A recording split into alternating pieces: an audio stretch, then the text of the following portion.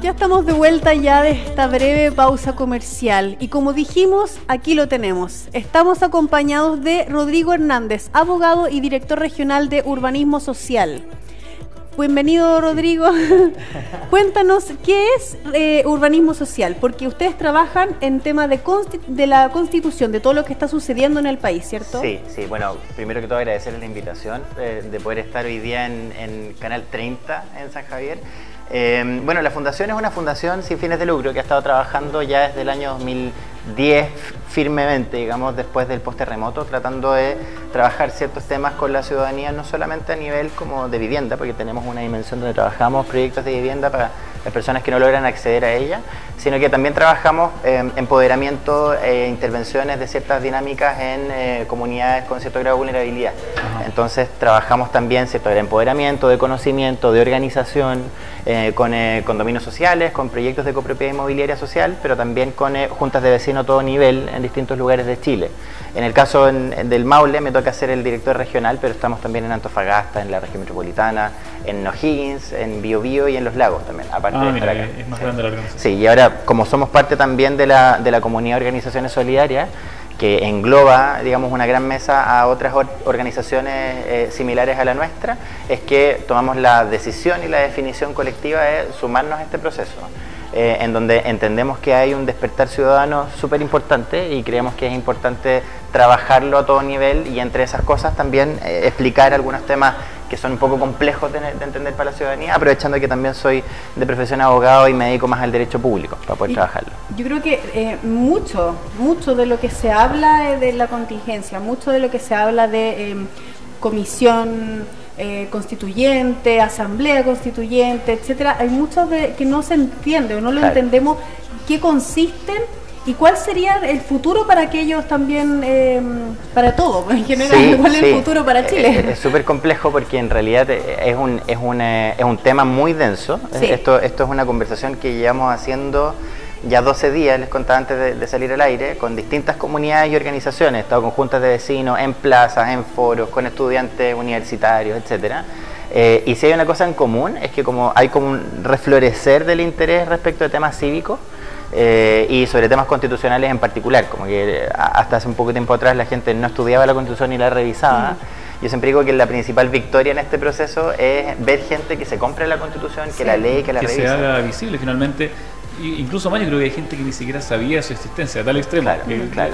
Cuando hablaban de la Constitución, creo que hay muchas personas que no se imaginaban que hay un documento escrito, finalmente un libro donde está plasmado esta carta fundamental. Sí, pues nosotros somos súper poco conectados con esa clase de cultura jurídica, ¿no? Lo que pasa es que las constituciones igual hay que entenderlas como no solamente como la piedra angular de un sistema jurídico, que es como lo que organiza toda la estructura del Estado, sino que también es una representación de quiénes somos en ciertos momentos históricos. Entonces, yo también creo que es importante apreciarlas desde ese punto de vista. Nosotros siempre criticamos países, no sé, pues como Bolivia o como Estados Unidos, que no nos gustan por una razón o por otra, pero en ambos lugares tú ves que la gente en Bolivia se lee la Constitución y la estudia y la sabe perfectamente, y en el caso de Estados Unidos también hasta la usan para poder hacer películas, como un recurso emotivo, como en Búsqueda de la Felicidad, la película de Will Smith, se cita una parte de su principal enmienda, digamos, que es como la búsqueda de la felicidad de las personas, y eso lo tiene integrado su elemento constitucional.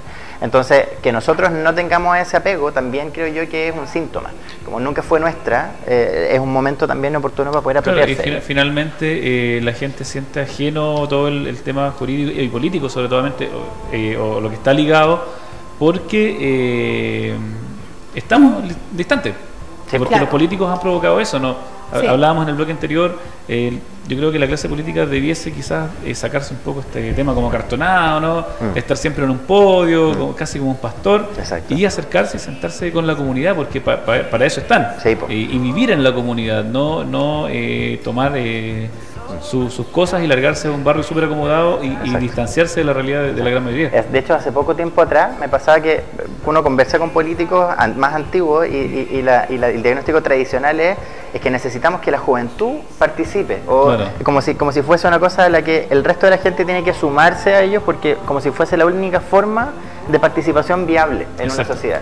Cuando en realidad hoy día lo que tenemos es que, claro, hay tomadores de decisión dentro de nuestra institucionalidad, pero yo diría que buena parte de la participación política a todo nivel se desarrolla también en otra clase de instituciones que no son necesariamente partidos políticos. O sea, mucha gente está en organizaciones medioambientales, en organizaciones culturales, en organizaciones deportivas también, que tienen algo que decir, y que cuando un político les dice, yo quiero que ustedes se sumen a nosotros para poder participar, ellos dicen, en verdad no sabemos de qué estáis hablando, porque en realidad nosotros lo estamos haciendo hace mucho rato. Entonces, ese es el desacople de la política también con lo que está ocurriendo. Sí, o más bien de la política tradicional, porque finalmente hacer política hay muchas maneras de hacer política, desde las bases, desde las organizaciones comunitarias, desde la propia familia, también lo hemos comentado, cómo tú te organizas dentro de tu casa.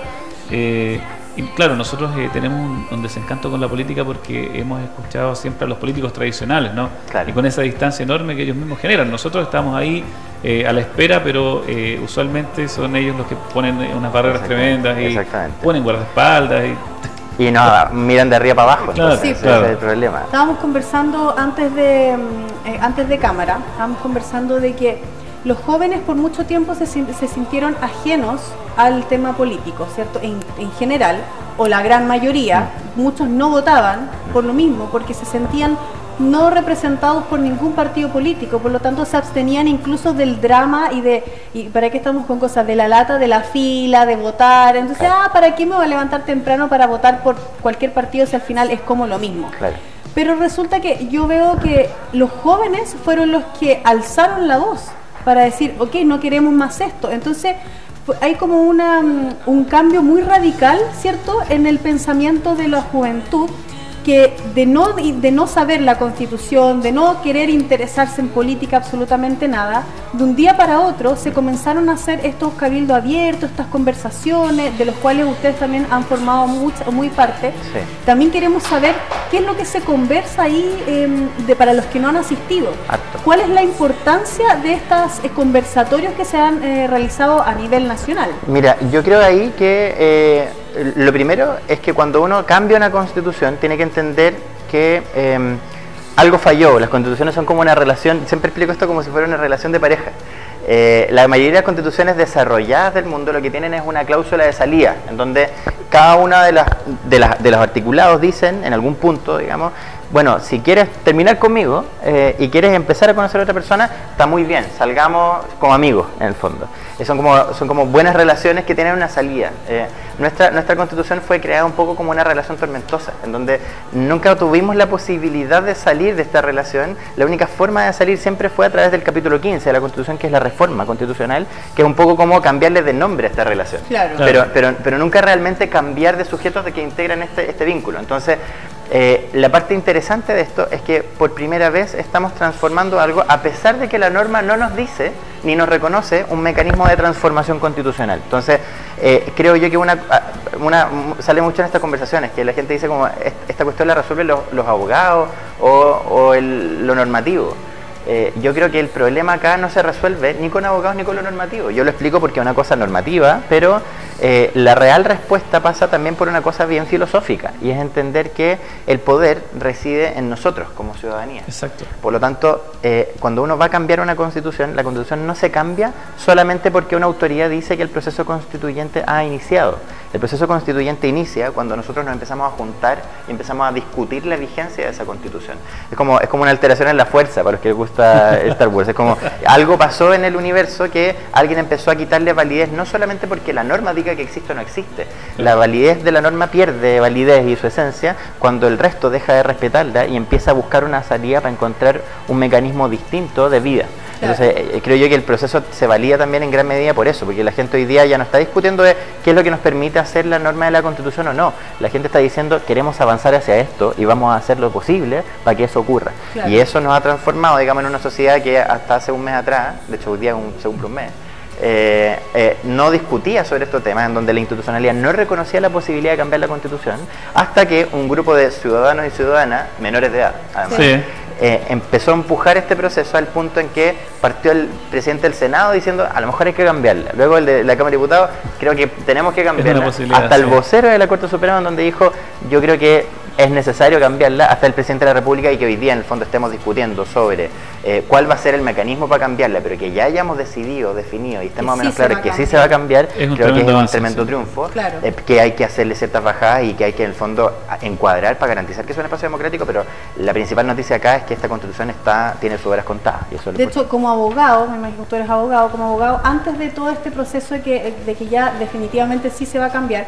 era impensable que realmente se iba a cambiar la Constitución. Habíamos hablado con abogados que decían, no, esto es como casi una farsa, no se puede cambiar la Constitución. Exacto. Y fue tanto la presión y la información de parte de la ciudadanía que fue como, ok, sí, cambiémosla. Y como tú dices, Walter, es un paso súper importante.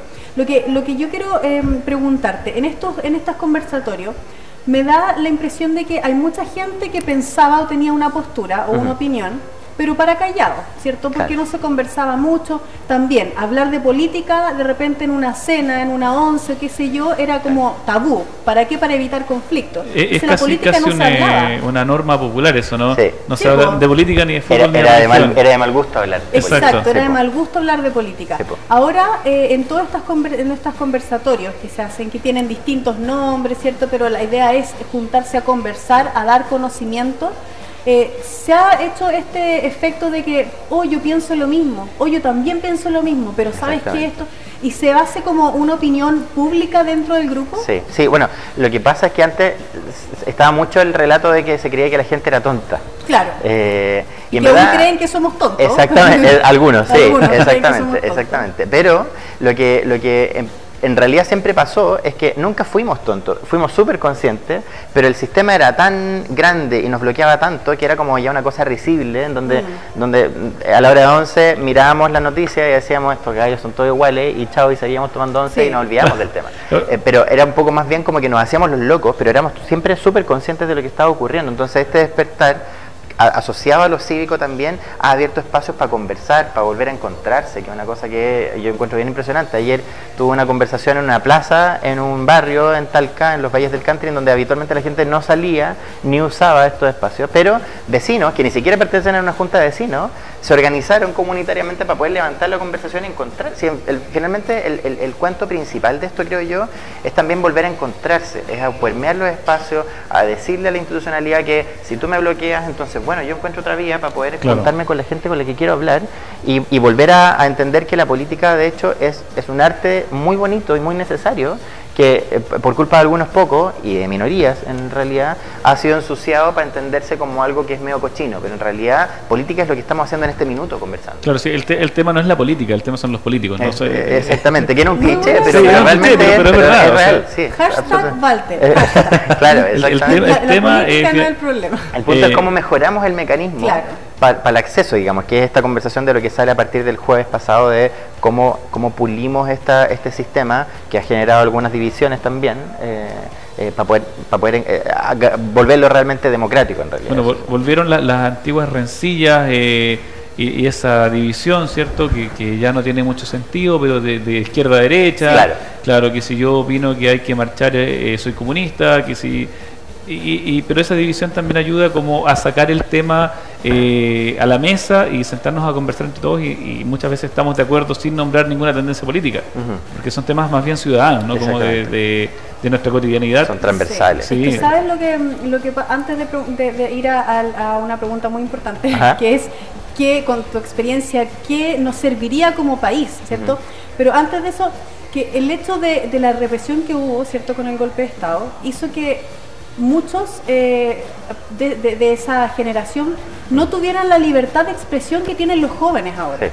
Los jóvenes no sienten esa opresión, ese temor de decir, de la libertad. Entonces, somos una generación de libertad de expresión, de hecho. Entonces, ahí yo creo que se hizo el cambio. Exacto. Y se me fue lo otro que te iba a decir. Así que, no, es que eso iba a decir algo muy importante. No, pero eso es real, ¿eh? Como me acuerdo cuando partieron estas movilizaciones, hablé con mi mamá por teléfono y me dice, por favor no te vayas a meter a las manifestaciones ni nada que eso. Y no porque esté en contra, era porque le da susto. Hay un temor de cierta generación que está acostumbrada a este sistema represivo clásico de la dictadura, y le tenía susto a que volviera a ocurrir de alguna manera lo mismo. Entonces también estas dinámicas de poder se vuelven súper complejas. De hecho, en algún punto efectivamente eso fue así. A mi juicio hay situaciones de vulneración de derechos fundamentales graves, digamos. Pero también hay que entender que esta movilización se ha sostenido en la medida que la gente ha igual ocupado los espacios. Y no solamente con la calle, como yo igual soy cuidadoso con eso, no solamente es a través de las marchas, sino que también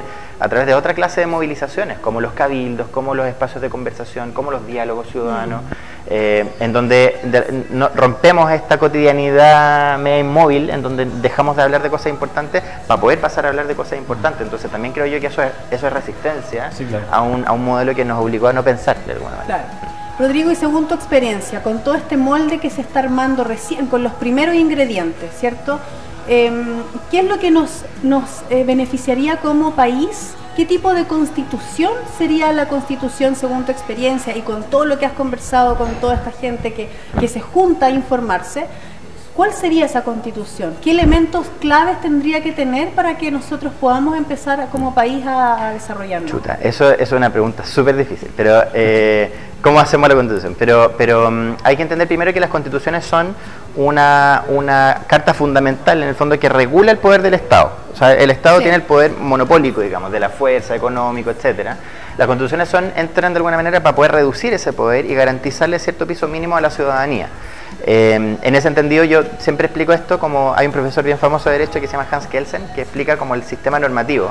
Cuando alguna persona siempre me decía como, da lo mismo que cambiamos la Constitución porque podemos cambiar una norma, y si cambiamos la norma, cambiamos la AFP, cambiamos el sistema de pensiones y otras cosas. Está todo ligado. Claro, en realidad las constituciones yo transformo esta idea y la explico como un edificio. Las constituciones son de alguna manera el piso sobre el que se construye el edificio del sistema normativo. Entonces, cuando yo quiero hacer algo que se sale del eje de donde está la Constitución, es decir, del eje del piso de donde yo puedo construir, corro el riesgo de que esa norma sea considerada como parte de afuera del edificio. Entonces pasa a ser de alguna manera lo que nosotros llamamos como inconstitucional. Como de cierto grado se genera alguna clase de nulidad en donde esa norma no se puede aplicar. Por eso es que buena parte de las leyes que se han intentado impulsar desde el retorno a la democracia, que han tratado de como golpear el sistema en su esencia, no lo han logrado del todo, justamente porque el eje fundamental está marcado por la Constitución. Entonces, eso es cuando dices que pasa que hay como un cambio de reforma, o sea, de ley por cierta cosa específica. Claro. Y pasa un vacío. Exactamente. Hay un vacío que al final es como nada la ley, porque está ese vacío que se permite las cosas truchas, que permite por debajo, o permite que, como tú dices, se frene algo que debería no frenarse. Y en realidad es que es un eje constituyente. Entonces, en el fondo, la Constitución lo que hace es decir, no, este es el sistema. Si usted se sale de este sistema, esto y esta norma no forma parte de él, por lo tanto lo controlamos a través de instituciones como por ejemplo el Tribunal Constitucional famoso, que ha sido por algunos parlamentarios y algunos autores de derecho considerado incluso como una tercera cámara, en donde si no estoy de acuerdo con lo que se discutió en el Congreso, lo llevo y le pido a ciertos ministros que además están designados ahí por la vía del cuoteo, ellos son definidos por ciertas fuerzas políticas, no como un tribunal jurídico judicial regular, digamos, del Poder Judicial, y ellos nos bajaban la línea y nos decían, es que aquí tenemos que aplicar el artículo 6 y 7 de la Constitución, que son como los artículos que definen la coherencia del sistema. Aquí usted no se puede salir, tiene que acomodarse en esto. Entonces,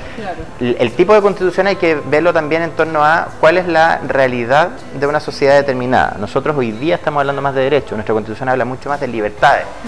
Entonces, creo yo que en realidad lo que deberíamos buscar es generar cierto piso mínimo para poder garantizarle a las personas unos derechos fundamentales y que realmente sean efectivos. Nuestra Constitución, dentro de los artículos, el artículo 19 que habla de los derechos fundamentales, nos habla de, por ejemplo, que en Chile no hay personas que estén por sobre la ley, que no hay grupos privilegiados, dice. Es como, escrito por un grupo privilegiado. Y de hecho cuando pasamos esta conversación en las diapositivas yo muestro las imágenes de Cabal, de Sokimich, de Penta, y eso nos da risa, pero también hay una dimensión hacia abajo. No sé si se acuerdan del caso de Bastián Erragada, que era un vendedor de CDs pirata que cumplía 61 días de condena en la cárcel de San Miguel. Él murió en el incendio de la cárcel de San Miguel. Entonces, la cosa no es solamente de los grupos privilegiados hacia arriba, sino que también tenemos grupos privilegiados hacia abajo, o sea, desprivilegiados o desposeídos. Claro. Entonces, es interesante entenderlo también como un desacople. La norma nos hace una promesa con los derechos fundamentales. Claro. Yo les voy a resguardar el derecho a la igualdad ante la ley, a la educación, a la salud.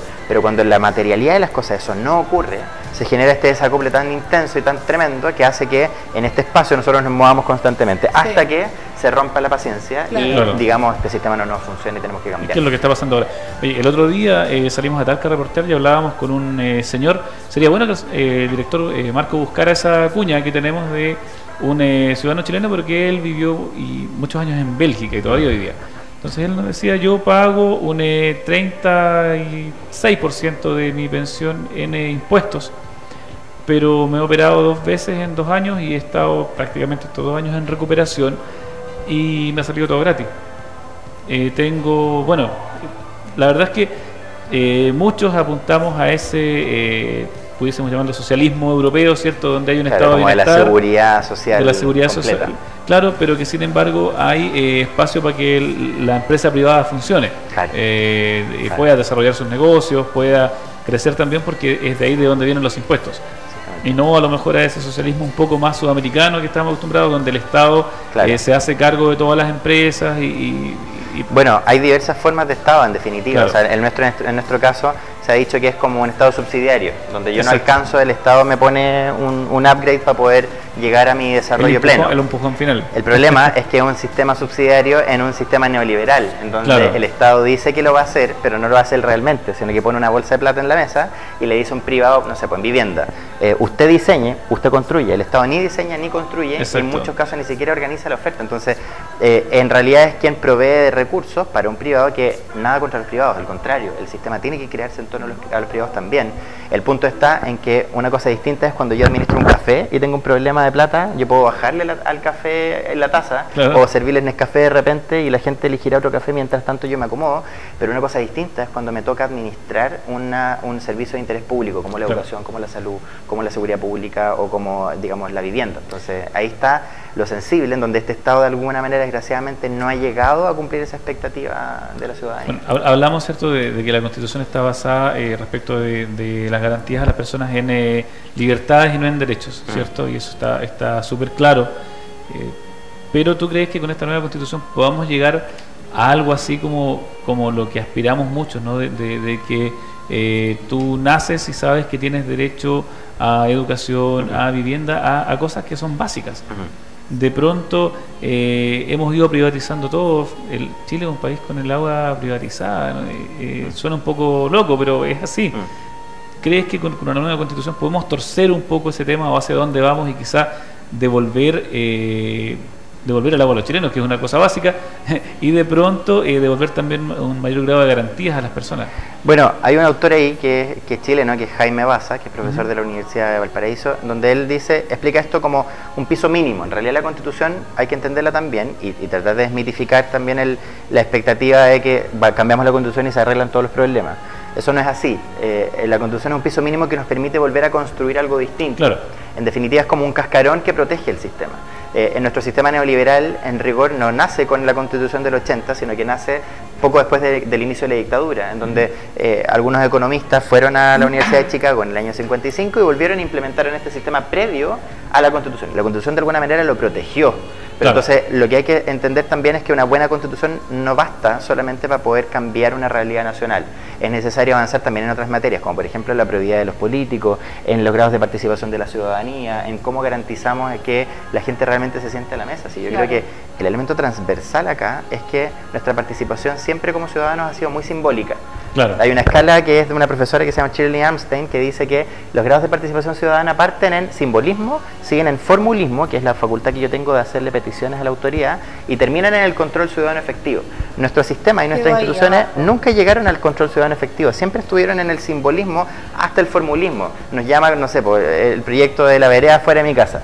Y me llaman la Junta de Vecinos y que tenemos que ir a votar. Y nos votamos solamente entre 2 opciones, que ya fueron definidas por alguien, pero donde no tengo la posibilidad de incidir. Y eso se da en todo nivel. O sea, si te fijas, por ejemplo, lo que hablamos de las elecciones, cuando la gente dice yo no me gusta votar, también hay que hacer la lectura real. Si me obligan a votar entre el malo y el más malo, claro. Es súper complejo, en realidad el grado de participación es difuso. Desincentiva mucho el ir a votar. Exactamente, entonces por eso creo yo que el gran desafío de esta propuesta que ha salido y que ha sido bien discutida del jueves pasado para el viernes, es cómo nosotros hacemos que realmente la ciudadanía general pueda participar como protagonista del espacio y no solamente los mismos de siempre tengan la posibilidad de hacer lo que hacen siempre. Claro. Oye, Rodrigo, mira, por ejemplo, hablando de hay 3 poderes, ¿cierto?, en la Constitución. Sabemos que hay muchas piedras que pasan por debajo del río en estos 3 poderes. Mi pregunta es, si se cambia la Constitución, ¿ya?, ¿se podrá cambiar el trabajo ejercido de estos 3 poderes? Por ejemplo, voy a poner un ejemplo específico, el Poder Judicial, ¿ya? ¿Con la Constitución se podrá cambiar cómo funciona?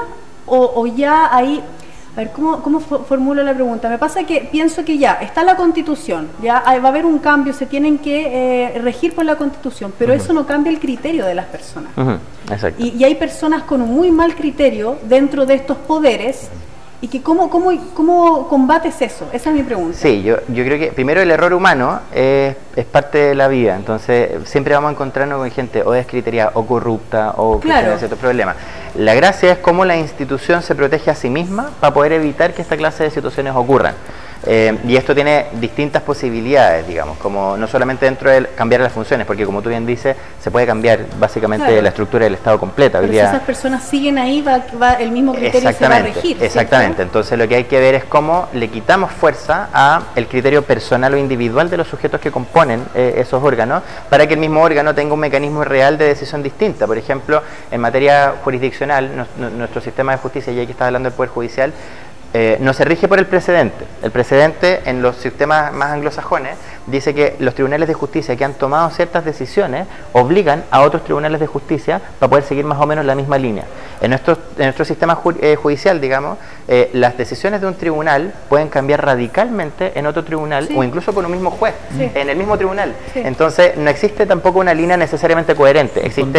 Existen decisiones de la Corte Suprema que podemos aplicar como un buen argumento para ganar un juicio, pero que no necesariamente obligan a un tribunal de la República a seguir una línea más o menos coherente. Entonces podríamos de repente incluso discutir cuál es el rol que tiene el precedente dentro del sistema jurídico chileno o el sistema judicial chileno en ese mismo entendido, o en otros niveles más macro, como el sistema nuestro es un sistema presidencialista, donde el presidente tiene muchas facultades. ¿Cómo lo atenuamos de repente? Podemos pasar a un sistema semipresidencialista en donde el Congreso tenga más injerencia y discuta más cosas, o donde la sociedad civil también tenga la posibilidad de discutir cosas. En nuestro sistema, hablando de los grados de participación, hay sistemas constitucionales en otros países del mundo más desarrollados en donde tienen, por ejemplo, los referéndums revocatorios, que es un sistema en donde yo junto muchas firmas dentro de la ciudadanía para poder oponerme a una norma que nos parece injusta que haya salido del Congreso, o al contrario, donde yo pueda generar un proyecto popular de ley o una iniciativa popular de ley en donde nos juntamos, por ejemplo, en un tema medioambiental, muchas personas que creamos más o menos lo mismo sobre un tema en particular y lo proponemos como un proyecto de ley, como si fuéramos unos legisladores reales, para que el Parlamento esté obligado a discutirlo. Entonces esa clase de cosas son sumamente interesantes para poder sacar nuestro grado de participación, que siempre se ha entendido solamente de las votaciones, para poder pasar realmente a un sistema incidente en donde podamos incluso proponer y hacernos cargo de nuestra responsabilidad ciudadana. Porque finalmente el país estamos todos, ¿no? Y parece ser claro que hasta hace muy poco tiempo éramos solamente, actores pasivos en este tema político. Oye, otro tema interesante que también se está viendo en las demandas ciudadanas es el tema de los sueldos de los parlamentarios. ¿Qué crees que va a pasar ahí? ¿Va a haber algo concreto, crees tú? Sí, claramente. Sí, o sea, yo creo que va a haber un acuerdo transversal. Igual es importante mencionar que esta discusión se inicia hace 6 años atrás, con los parlamentarios Jackson y Boric, que propusieron una rebaja sustantiva en las dietas parlamentarias, que durmió en el Congreso 6 años, pero resulta que ahora están todos apurados por modificarlo. O sea, ha pasado no solamente con eso, ha pasado con muchas cosas que hasta hace 3 semanas atrás eran imposibles y hoy día mágicamente son todas posibles por todos los aspectos naturales. Yo creo que cosas que están asociadas a la probidad, a los ingresos mínimos, y a ciertas como garantías constitucionales de no corrupción de los parlamentarios, creo que es el paquete de medidas más inmediato que pueden ofrecernos hoy día los legisladores, porque no depende de la Constitución, o sea, son cambios que pueden ocurrir hoy día y que pueden transformarse en una agenda urgente, porque una cosa que ayer de hecho me hablaba una tía, que es muy preocupada, Antofagasta, me decía, Rodrigo, ¿qué pasa con esta cuestión del acuerdo de la Constitución? ¿Qué va a pasar? ¿Que toda la agenda social va a quedar abajo? La primera respuesta que hay que aclararle a la gente es que eso no es así. O sea, las agendas sociales y las agendas políticas tienen que seguir su curso igual, digamos, sin detenerse, porque de otra manera también el problema se acrecienta. Como si esperamos que las cosas cambien en 2 años más o sucesivamente, entonces no vamos a realmente cumplir con darle la verdad a la ciudadanía. Exacto. Hay que cambiar la probidad de los políticos, pero también hay que avanzar en otro tema de cosas. Hoy día en el Parlamento se está discutiendo un seguro único de salud, por ejemplo, o un pilar solidario, o el final CAE. O sea, de esas clases de agenda, claro, porque tienen que hasta ahora, perdón, solo hay condonación de los intereses del CAE, pero él sigue con la deuda igual. No se habló, por ejemplo, de sacar a la gente que está endeudada de DICOM. Exacto, exacto. ¿Cómo terminamos el DICOM también? ¿Sí? Claro, como un registro interconectado a todos los bancos. Como... Exacto, o sea... Escucha que les duele el bolsillo a los políticos. De hecho, el tema de DICOM es perverso, porque si tú debes en un banco, pagas, sigues estando en DICOM, como un registro histórico. Hay un registro que uno puede borrar después de un tiempo, pero, como un libro de vida. Pero que de todas maneras a ese registro ya accedieron todos los bancos para saber que yo ya me llenaron su base de datos propia. Exactamente, y eso también está conectado con otros vicios del sistema, que es el sobreendeudamiento, donde la gente se le dan créditos a pesar de que no puede pagarlo, y eso también es un vicio del sistema. Nosotros le llamamos el anatocismo, el interés sobre el interés. Yo le cobro un interés sobre la gente, y eso es porque nuestra regla y nuestro sistema lo permite, mientras que otros sistemas jurídicos no lo permiten. Y nos sobreendeudamos, y hablábamos el otro día que hicimos un desglose del sueldo mínimo, porque la plata también no alcanza, porque vivimos en un país como no es garante finalmente de cosas mínimas para el bienestar. La electricidad es carísima, no hay una norma que regule los medicamentos real. Hasta antes del estallido social se hablaba nuevamente de una colusión de las farmacias con los médicos. Pero cuéntate una nueva. Y las colusiones no están pendadas tampoco en nuestro sistema. Entonces, y también cuando alguien habla de esto, también me ha pasado mucho que en algunas conversaciones me dicen como, oiga, pero usted es como quiere Venezuela, claro, como el susto es el mío tradicional. Y en realidad, o sea, yo me voy incluso al ejemplo de Estados Unidos. En Estados Unidos es un sistema muy capitalista. La principal protección de la norma es al sistema económico, de hecho. O sea, ahí no hay posibilidad de coludirse. Hay penas de cárcel altísimas que parten en los 15 años para quien, independiente de que sea un gran empresario o un empresario chico, si se coludió o generó prácticas monopólicas, se va a la cárcel porque es lo que más le interesa cautelar al sistema. En nuestro sistema pareciera que lo que se busca cautelar es que los ricos sigan siendo ricos y que los pobres no generen tanta movilidad social. Entonces, eso es un problema, porque en el fondo nos hace también separarnos entre nosotros. Mucha más desigualdad. Y naturalmente empieza como el rasquemor y la rabia. Exactamente. Oye, Rodrigo, ¿hay algo en contingencia en las noticias? Todos lo preguntan, todos lo conversan, que es este acuerdo de 2/3, ¿cierto? Queremos saber un poquito más de eso con palabras que todos los entendamos, ya, porque hay muchos que hablan con mucha especificación y no se entiende nada. Nosotros le vamos a hablar a la gente. Es súper difícil hablarlo en sencillo, porque primero, lo hablábamos antes de empezar el programa, constitucional es una materia larguísima, que dura un año y que tenemos que desempolvar rápidamente los libros, los abogados en esta materia, pero también es un flaco favor le hizo a la ciudadanía el acuerdo del jueves pasado, por una razón bien sencilla.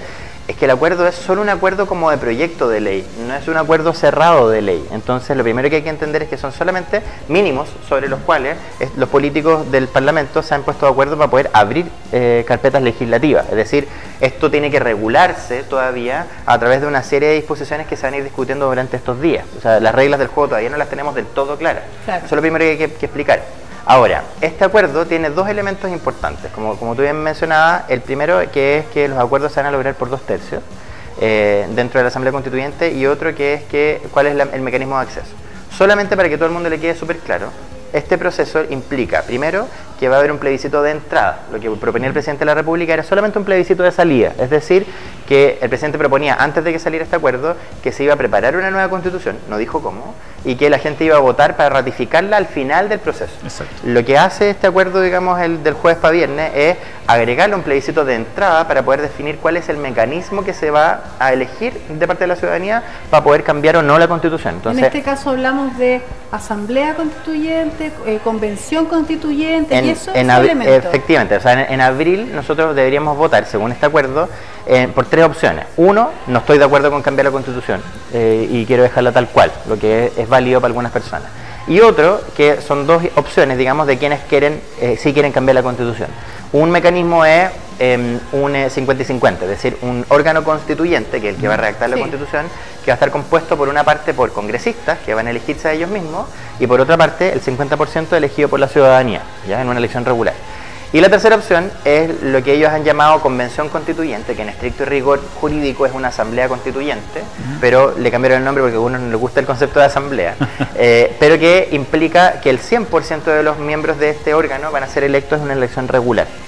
El problema que se suscitó, digamos, es que hay dos consideraciones importantes. La primera es que cómo se va a acceder a este mecanismo de entrada.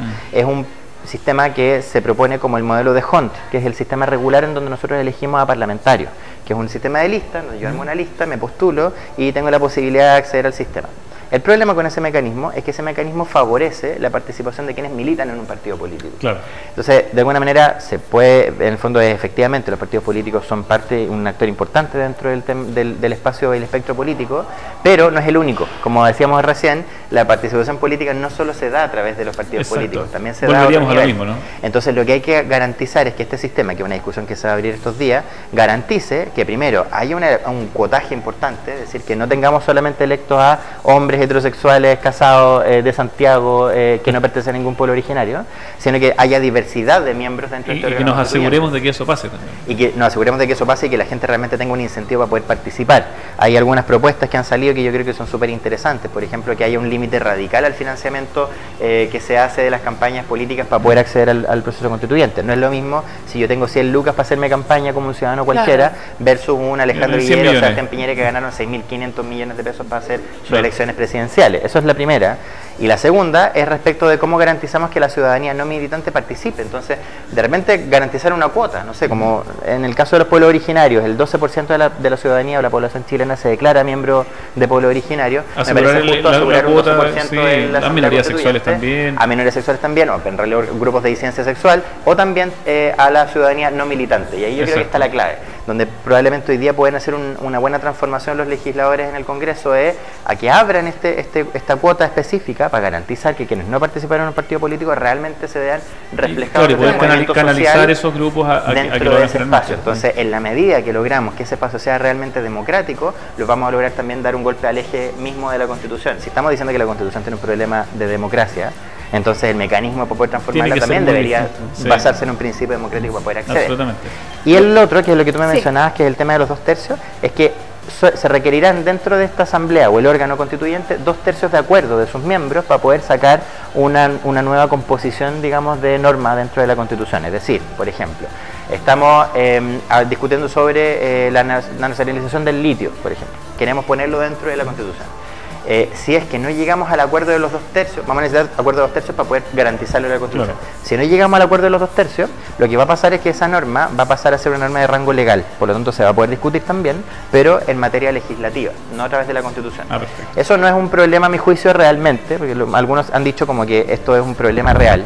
A mi juicio no es un problema real porque no hay un veto, porque partimos de la base de una hoja en blanco. Claro. Es decir, acá no se aplica subsidiariamente la Constitución vigente.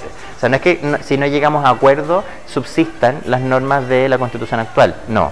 Partimos en una hoja en blanco, por lo tanto, lo que no llegue a acuerdo se regula a través de la ley, o bien se regula a través de tratados internacionales, porque una cosa igual es importante mencionar a la gente que dice que tiene susto, que si no se llegan al acuerdo de los 2/3, por ejemplo, no se va a poder garantizar el derecho a la educación o el derecho a la salud o derechos humanos. Hay que entender que hay otra regla que nadie ha mencionado todavía, y es que los tratados internacionales dicen que uno no puede volver atrás dentro de una sociedad con ciertos derechos que ya ha ganado.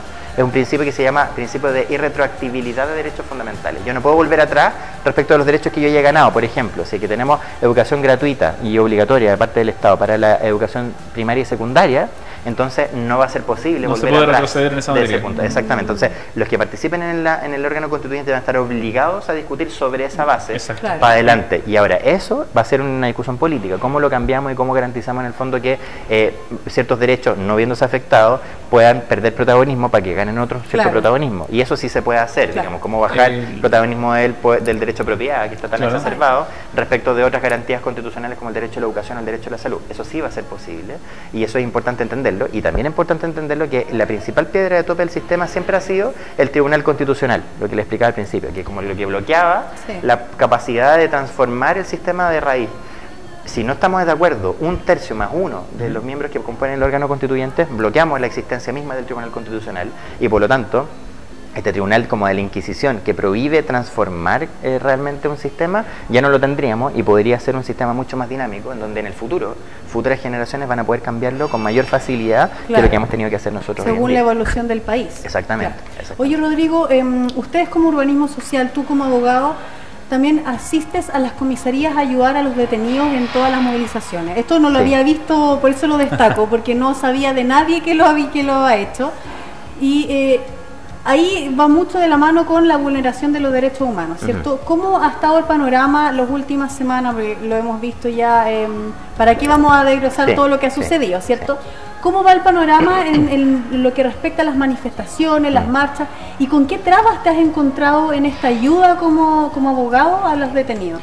Mira, ahí no voy como Urbanismo Social. La Fundación me permite, digamos, el espacio de tiempo para poder participar en estos espacios, pero se formó un colectivo de distintas abogadas y abogados, justo después de que pasa esto del toque de queda, que es un colectivo que se llama Colectivo 16 de Octubre, así lo han denominado quienes participan en él, en donde partimos yendo a ciertas comisarías, en el caso de Talca en particular, para poder apoyar la gestión de otras instituciones como el Instituto Nacional de Derechos Humanos, que está yendo, que va siempre, digamos, a ver la situación de los detenidos, pero nosotros nos preocupamos porque entendemos que lo complejo de cuando estás en toque de queda, que hay una restricción de derechos fundamentales también, entonces hay menos observancia ciudadana, las familias no podían estar afuera de las comisarías tampoco, solamente estaban los detenidos con los carabineros.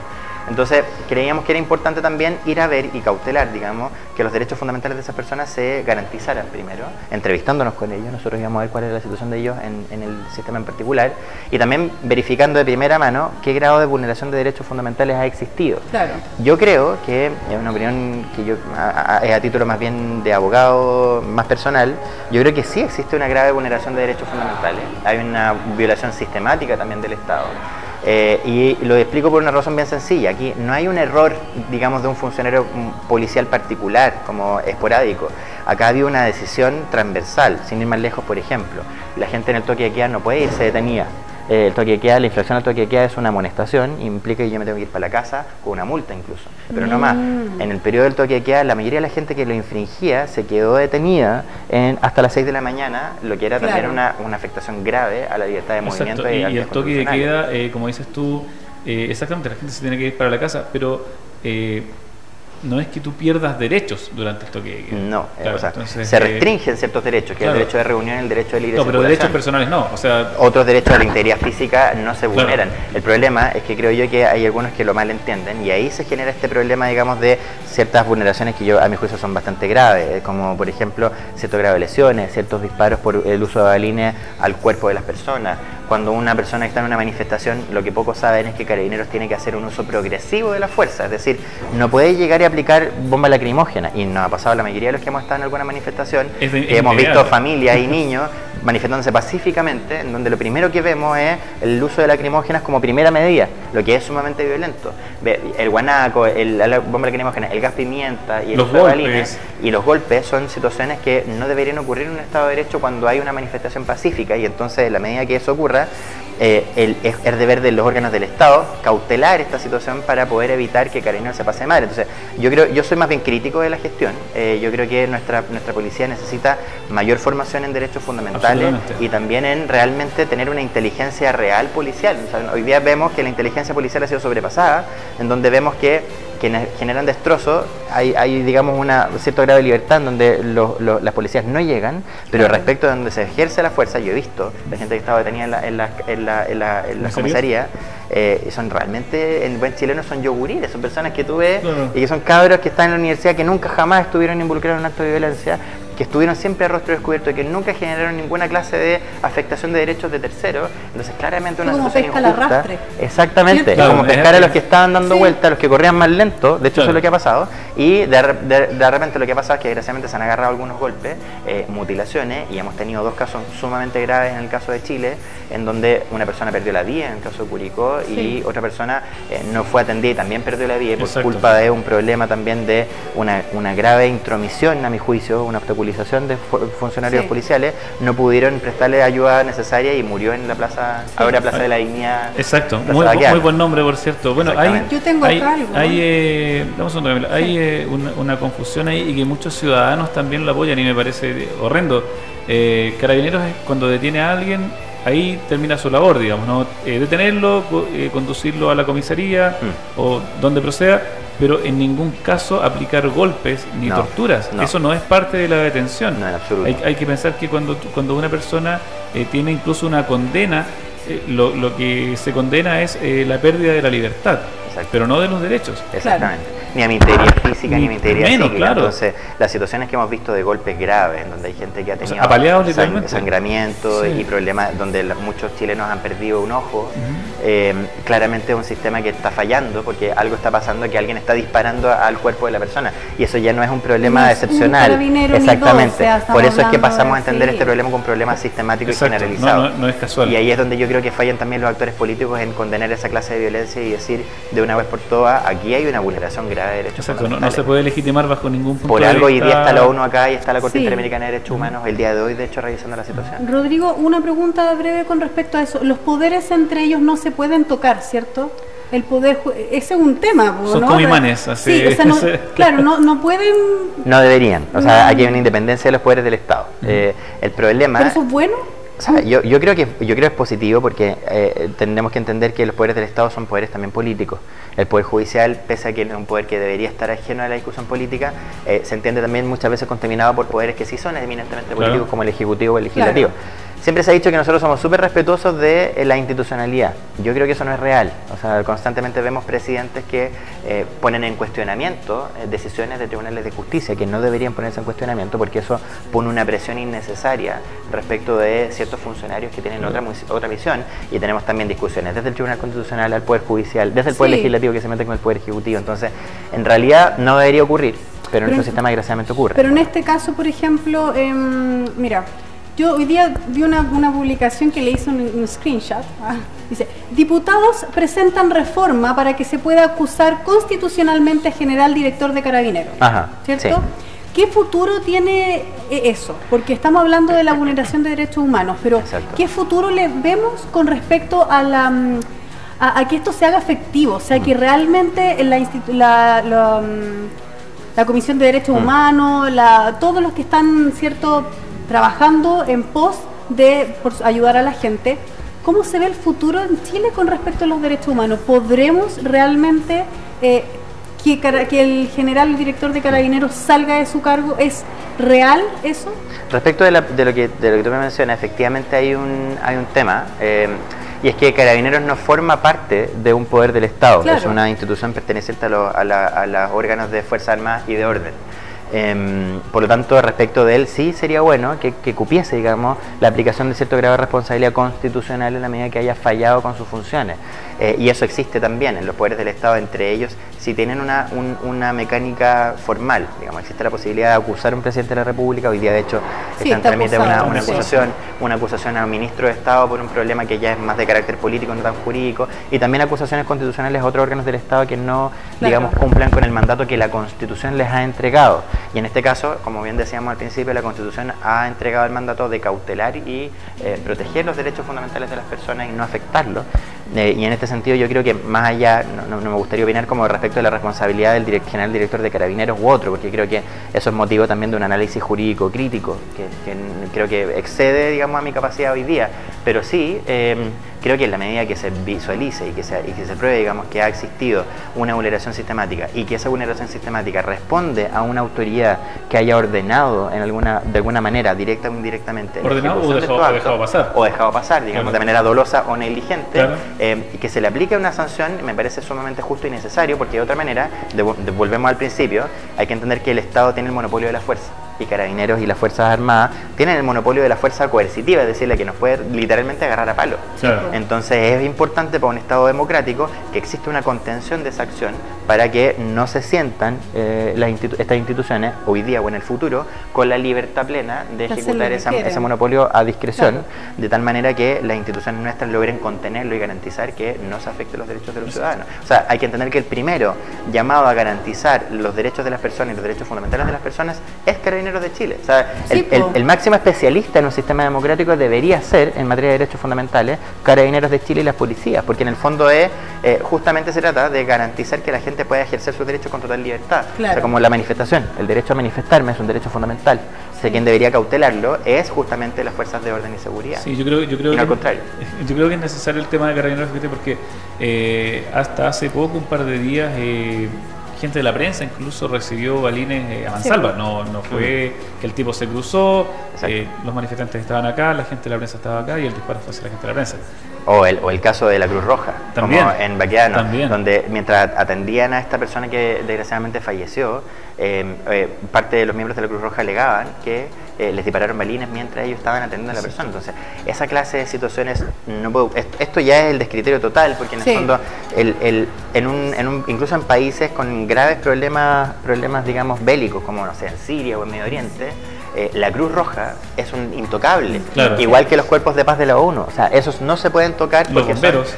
Y bomberos, que son los que deberían como cautelar estos otros elementos que están fuera del conflicto bélico. Claro. Entonces, que tengamos hoy día problemas asociados a afectaciones de bomberos, a afectaciones de la Cruz Roja y otros, y a la prensa también, que cumple un rol trascendental y que debería cumplir un rol de información real, en el fondo es una situación sumamente grave que altera, digamos, el sistema. Según tu experiencia, ¿quién debería hacerse responsable de esa vulneración? ¿El presidente? ¿El director de Carabineros?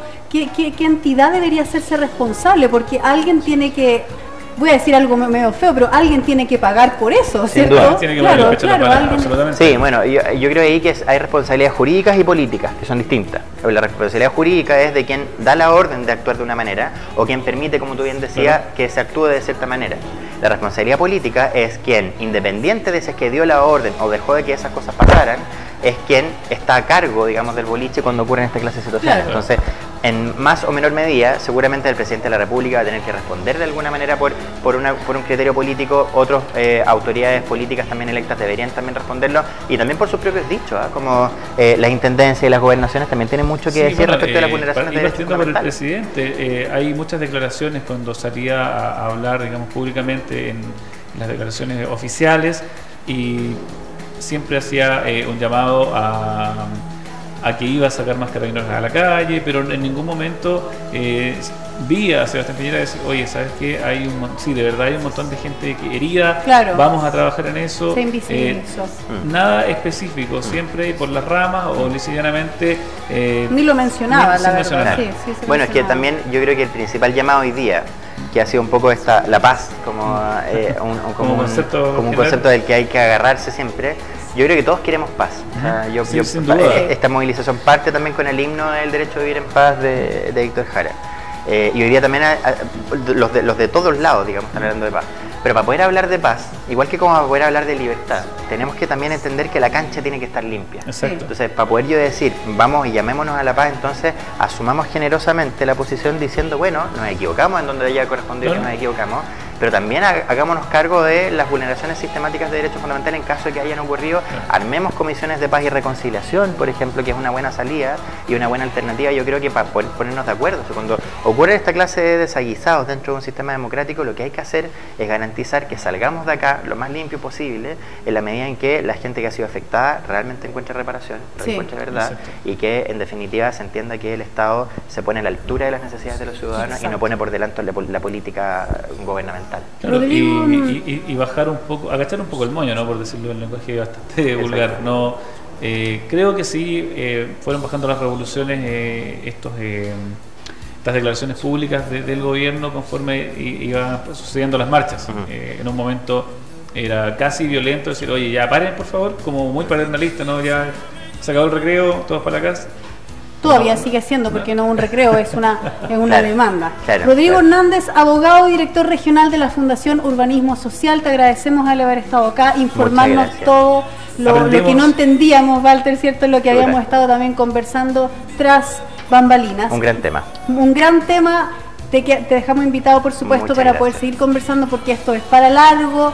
Chile, por favor, paz para Chile, pero siempre con libertad de expresión. Así y que las demandas sociales sean resueltas, eso es lo más importante. Yo creo que, como dices tú, la paz va a existir una vez que de verdad esta agenda paralela, ¿cierto?, a la Constitución, o esta agenda corta de demandas sociales sea resuelta y tenga respuestas concretas y no ambigüedades. Tenemos que hacernos cargo, y bajo el principio yo creo que el que más me gusta a mí es que nunca más sin nosotros. Exacto. Chile somos todos, desde los más pequeños hasta los más ancianos, y todos debemos participar. Muchas gracias, ha sido un honor, y bueno, esperamos contar contigo nuevamente cuando todo esto pase. Para lo que sea necesario. Yo feliz. Muchas gracias, chiquillos. Muy bien, nosotros nos vamos a ir a una breve pausa comercial y ya volvemos, por supuesto, con más positivo. Tenemos cine hoy día a las 15. ¡Tenemos cine!